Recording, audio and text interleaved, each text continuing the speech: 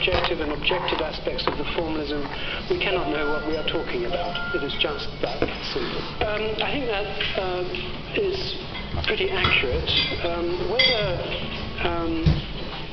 unscrambling the omelette is a prerequisite for further advance is more of an open question. I myself am rather agnostic on that one. But certainly the omelette needs unscrambling. I went some way, I hope, in my talk yesterday in the objective side of the quantum state as representational, as descriptive.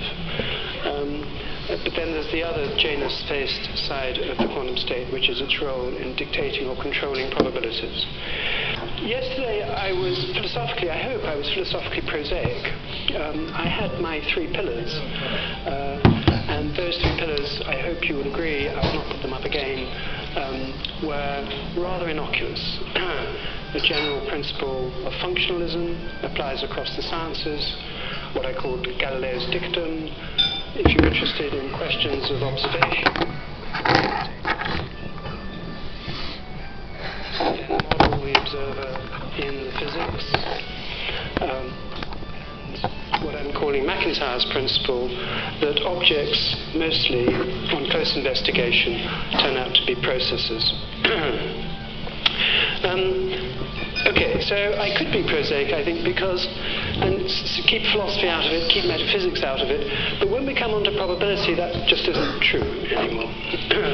And it's true because probability is inherently connected to a large number of philosophical topics and has been investigated by philosophers for quite a long time in relationship to those topics. So of the ones I've got here surrounding probability, time is perhaps the least essential one, but I'm going to leverage off that in keeping with my remarks yesterday, that an understanding of how we deal with temporality is helpful, gives useful guidance in quantum theory. But the others, language, mind, measurement, and identity, are all absolutely central to probability. Of these, measurement has figured less in philosophical discussions, and of course is much more prominent in physics. So I will say quite a bit about measurement, but I'll explain the links to language, identity, and mind as I go along. Okay. Well, I should preface everything now that follows with this remark, which is really echoing something that Max said yesterday. The Everett interpretation of quantum mechanics seems to bring with it extraordinary conceptual problems or questions. And actually those extraordinary conceptual problems and questions are pretty well present anyway in modern science. I echo that. I think that's correct. I think that's right. And it's especially true of probability. What I think the Everett interpretation does is it brings every difficult concept, characteristic of probability to the fore, very starkly, and presents it in a way where it seems the question is really rather urgent. Okay, so I think that's what's going on. There may be one or two things that are special to Everettian quantum theory, and we'll be in a better position to say at the end of this talk. The first and most immediate pressing problem, of course, is, look, if, according to the Everett interpretation, in some sense, everything happens, all possible outcomes are somehow real, then, how can we make any sense of probability? So there's a very blanket question about the nature of probability in this context. And more specifically, one can ask, supposing one knows everything there is to know about the branching structure of the quantum state, in what sense is there any uncertainty? One can ask, is a notion of objective probability available?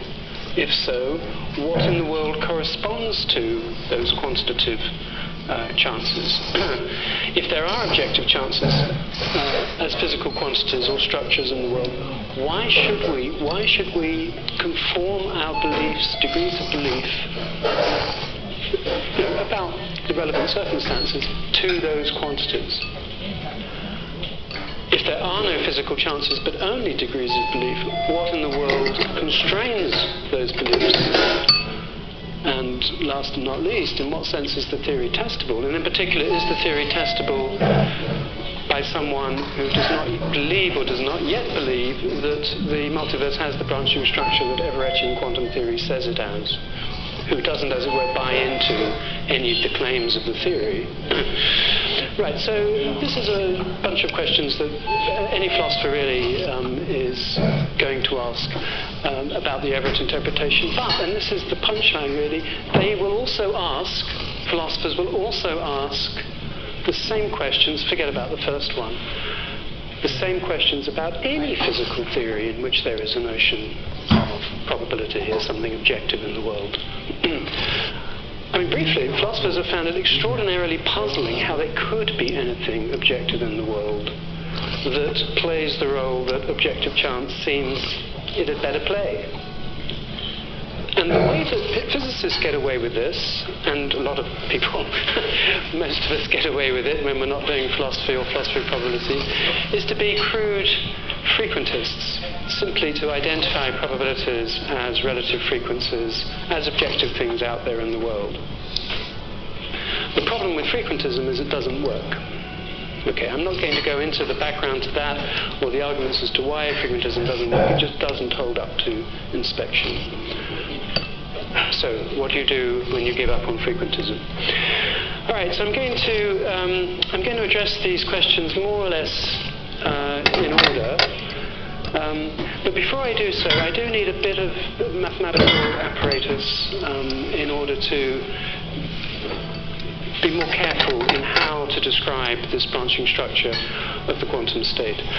So in a word, what I need is the decoherent hysteresis formalism. It's particularly useful, simple, intuitive. It gives a space-time representation of the quantum state. So think of the quantum state unitarily evolving in space-time, and think of what is the structure of that object. Okay, that's usefully provided by quantum hysteresis formalism. And what that formalism does is essentially, it's a bit like a lattice. It sticks the quantum state onto a lattice. It discretizes time. It discretizes or coarse grains phase space.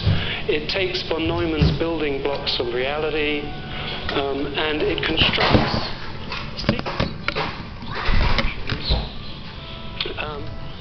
acting on the state, and then the superposition of such sequences gives you back the total state.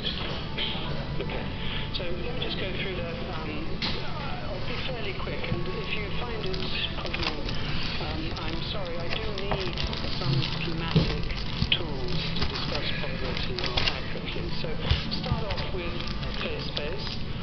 So here we've got a coarse graining upon it. So think of Gaussians,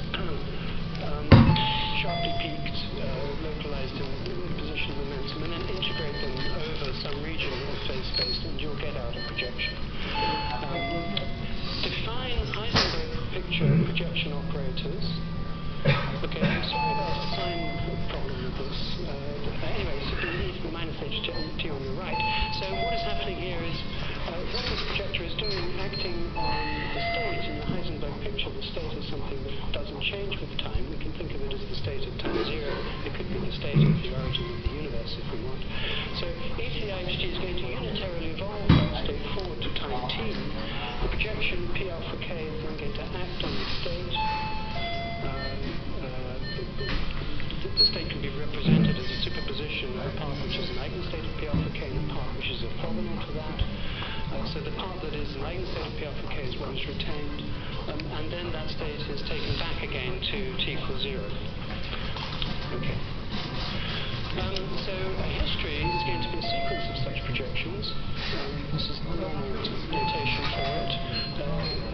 Often called chain operators.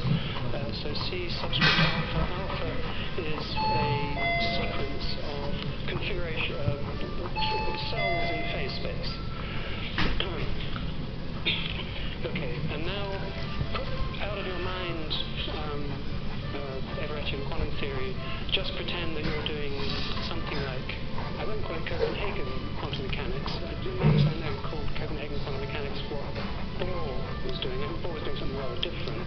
I'm calling Copenhagen what Bohr was doing. So let me just call it the conventional projection, the conventional measurement postulates. So in accordance with those conventional projection postulates, measurement postulates, what one would say this quantity is this mod squared of this C alpha hitting the state is going to be the probability of that history, where we can think of that history as developing through a sequence of measurements, each of them projective, each of them invoking the projection postulate, hitting the state with a projection operator. What is left is then, if you repeat the experiment, you'll get the same state. Then time will roll forward, hit it again with a projection operator into another cell in phase space. Again, unitarily evolve it forward again. We have this discretization of time. When you look at the modular square of this thing, you're just getting the total probability for that history to evolve under the sequence of measurements. Okay, then you can define relative probabilities, the probability of a history, a concatenation of alpha and beta, so a sequence of regions of phase space. Beta is listing those, alpha subsequent regions of phase space, then divide by the modular square, taking components of the state corresponding to beta, the relative probability of the history alpha given beta. Okay. Alright, now the way this was developed back in the 90s, even earlier in the late 80s, with people like Bob Griffiths, William Omne, and Gellman and Hartle, certain consistency condition is put into place. I'm calling it consistency, different terminologies we use. Gellman and Hartle called it decoherence. So a commonality of these vectors corresponding to histories that differ, if only in one event along the sequence of events represented by these projection operators. It's a non-trivial condition. It depends on what projections you use as to whether it's satisfied. And in particular, if you look at the two-slit experiment, where is it satisfied? And in the case of the two-slit experiment, if you try to represent each of these histories, projection operator onto, say, a source particle at alpha I, that I've got there with this alpha I for initial. If you have projection operator onto a region of phase space corresponding to the particle being at alpha 1, a second region of phase space corresponding to the particle being located at alpha 2 with appropriate momentum spread, and then finally projection operator corresponding to the particle arriving at the screen. So if you set up those histories and you calculate the probabilities of those histories, then it's simply not the case that the consistency condition is satisfied, which is exactly corresponding to the fact that we have interference between the histories. So this consistency condition, we can understand it as a condition on non-interference of histories. Okay, and of course in this two-slit experiment, as Feynman famously said, is contained, well, according to Feynman, all of the mystery quantum theory. I don't think that's quite right, but a good part of it. Okay, so more terminology, a consistent, also called a decoherent history space, is going to be, at each time, we're going to have a resolution of the identity in a set of projections corresponding to regions of phase space, exhaustively mapping out the phase space. And the set of all such histories is then a decoherent history space. And if it's consistent anyway, we then have a measure on that space of histories which satisfies these nice summing conditions. Okay, so all of that is not enough for the kinds of purposes we want. The general picture that I was putting in place yesterday, all that is not enough. The consistency condition itself is much too weak. We have non-interference of histories, but we don't have anything like emergent, dynamically robust, autonomous structures propagating as patterns through the state, to put it that phrasing. That is precisely in by quasi-classical domain in Gellman-Hartle's terminology. So it's a consistent history space with a state sharply peaked on histories obeying approximately classical equations. Okay, so that's the thing that becomes relevant to an Everettian interpretation of quantum theory, insofar as we can find such a history space of quasi-classical